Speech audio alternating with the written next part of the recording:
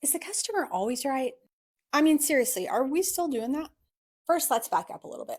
Those business owners and consumers who might still live and die in that might find it interesting to know that the actual saying is the customer's always right in matters of taste, which basically means that you're welcome to spend your money on whatever you like, no matter what the taste. So if it's clothes that we think are ugly or don't fit you very well or are not very flattering, or if it's the way you want your food cooked or served, in matters of taste, you're the one spending the money. So sure, you're right. Let me tell you when it's not applicable. I fired a client today because apparently in 2022, her toddler granddaughter did not cooperate for her Santa pictures. So she wasn't happy with the outcome. Now, we have a pretty good track record of getting kids to smile and cooperate, and we can usually produce some pretty images, but we're not magic. You know how sassy toddlers can be, and sometimes they're just not going to cooperate. So when she booked her 2023 session, she put an ugly note in the comments talking about how the people before her got extra time, but our staff rushed her grandkids. I mean, what other explanation could there be for the fact that her toddler didn't want to smile?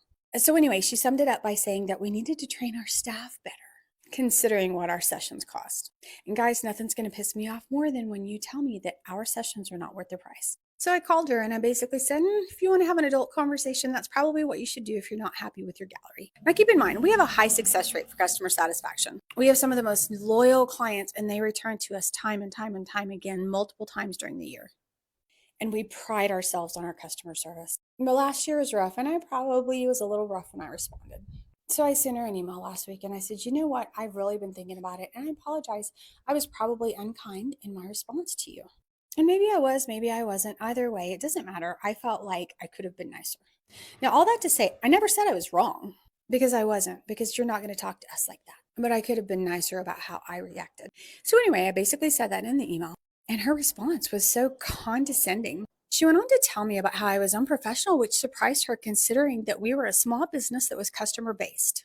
I don't care how small we are, and I don't care if we're customer based. Customers don't get to treat us like dirt. I'm okay with you not booking a session again. You know why? Because for every one of you, I have 1,000 clients who will say the opposite. They will tell you how great our customer service is and how much they love us because I have a great relationship with all my other clients.